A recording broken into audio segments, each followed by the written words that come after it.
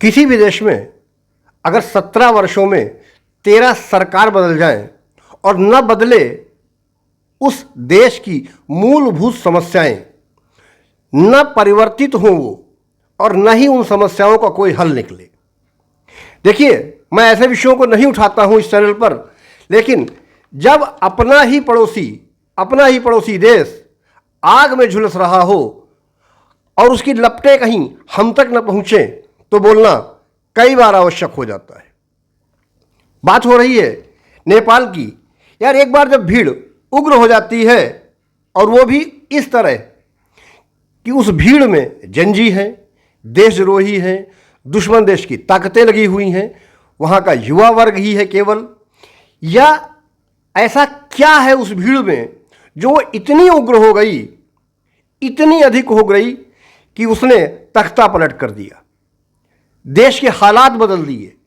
उस भीड़ ने यह भी नहीं सोचा कि वो जो नुकसान कर रहे हैं, जिस देश में वो रह रहे हैं, जिस देश का वो नुकसान कर रहे हैं, वो उनका अपना ही नुकसान है। सच यही है कि अगर आप आज कुछ गलत कर रहे हैं, कल जब ये चीज़ें फिर से ठीक की जाएंगी, इनको सुधारा जाएगा, तो इसके लिए पैसा कोई पड़ोसी मुल्क नहीं देने वाला है, ये आपकी ही जेब से कट कर के निकलेगा। ये नेपाल की जनता क्यों नहीं सोच पा रही है? और आखिर क्या ऐसा हो गया? क्या ये केवल सोशल मीडिया का कारण था कि जंजीर इतनी मात्रा में इकट्ठा हो गए? 10,000 की भीड़ देखने में तो 10,000 की भीड़ नहीं लगती है। और सच ये है कि ये कुछ मॉडल चल रहे हैं। पहले अफगानिस्तान में हुआ। अफगानिस्तान में हम सोच सकते हैं, समझ सकते हैं कि वहाँ की जो सरकार थी वो अस्थिर थी, वहाँ प्रॉब्लम्स अपनी कुछ उनकी अलग थीं। वहाँ जो कुछ हुआ उसे हम नया नहीं कह सकते हैं, कोई अचंभे वाली चीज़ नहीं कह सकते हैं। लेकिन फिर यही चीज़ कहाँ घटी? श्रीलंका में। हमारे 3 पड़ोसी मुल्क। पहला श्रीलंका में क्या हुआ? सबने देखा कि किस प्रकार से श्रीलंका के ही निवासियों ने जला दिया, तबाह कर दिया, और उस तबाही से निकलने के लिए श्रीलंका को शायद कई वर्ष लग जाएंगे। ठीक उसके बाद बांग्लादेश। और बांग्लादेश, मैं बांग्लादेश का उदाहरण इसलिए दे रहा हूं कि ये बांग्लादेश वो बांग्लादेश है जो हमारे कारण बना, हमारे देश के कारण बना। और वही बांग्लादेशी, एक याद होगा आपको, वो चिकन नेक को काट देने की बात कर रहा था, 7 सिस्टर्स को। एहसान फरामोशी का नमूने आपने देख लिए। इन दोनों जगहों से भारत विरोधी आवाजें उठती रहीं। हमारा क्या लेना देना था? और उस पर हमारा विपक्ष, हमारे यहां के कई नेता ऐसी भाषा का प्रयोग करते हैं कि जब वहां हो सकता है तो ये भारत में भी हो सकता है। वाह! और अब नेपाल जो कि एक अकेला पूरे विश्व में हिंदू राष्ट्र था, मंत्री को पीट दिया, एयरपोर्ट पर बाहर खड़ी हुई गाड़ियों को आग लगा दी, एयरपोर्ट को जला दिया। नेपाल में संसद भवन को भी छोड़ा नहीं, तोड़ फोड़ डाला, बैंकों को लूटा गया। नेपाल सरकार was unable to control the mob, and in the mob there was not only Janjis and youth, but also the certain type of criminals were involved in this struggle. भैया, हद हो गई है। ये अपने ही देश का विनाश कर रहे हैं। पहले अफगानिस्तान, फिर श्रीलंका, फिर बांग्लादेश, और अब नेपाल। कोहली के घर को आग लगा दी।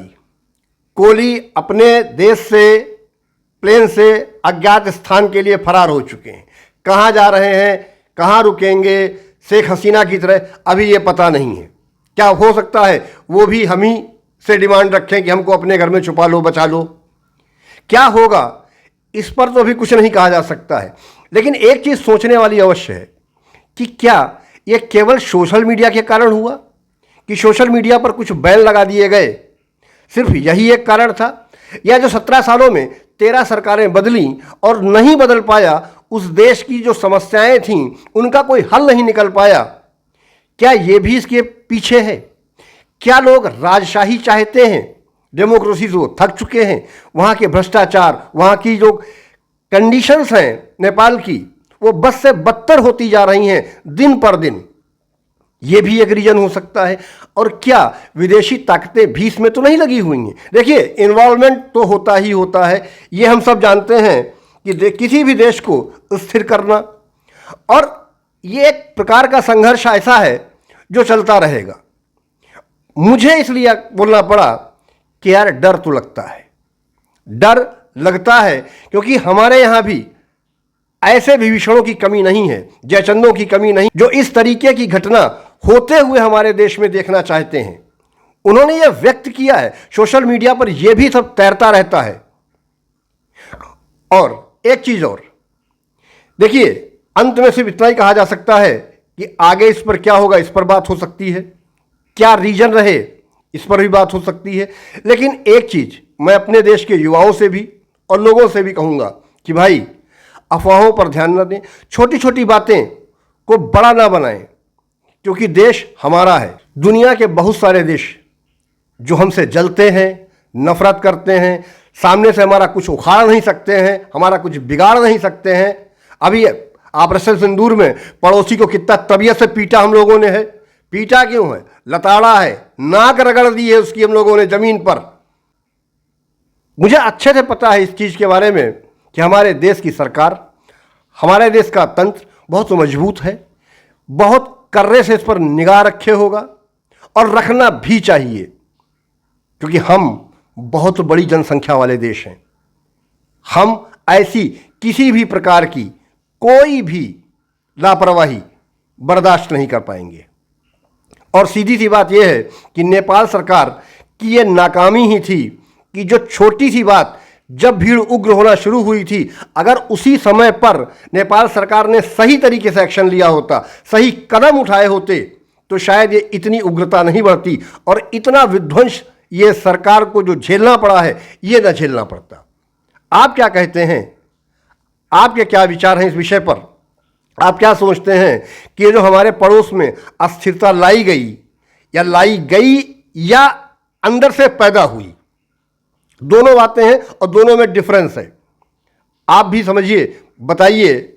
आपका कुछ अगर कहना है तो कमेंट बॉक्स में आके बताइए, कहिए कि आप क्या सोचते हैं इस विषय पर। फिलहाल इतना ही कह सकते हैं कि नेपाल में जल्द से जल्द शांति स्थापित हो, सरकार बहाल हो, वहां की जनता अपनी उग्रता छोड़े और अपने देश का जो नुकसान कर रही है, जो उसे नहीं करना चाहिए, उससे बचे। मैं आशीष कुमार वाजपेयी और आप देख रहे हैं गर्दा रिव्यूज। देखिए दोस्तों, अगर यहां तक रुके रहे हैं तो प्लीज़ वीडियो को लाइक और चैनल को सब्सक्राइब करना मत भूलिएगा। बेल आइकन दबा दीजिएगा ताकि आपको आने वाले वीडियो का नोटिफिकेशन मिल सके। मिलते हैं आपसे किसी अन्य वीडियो में, तब तक के लिए जय हिंद, वंदे मातरम।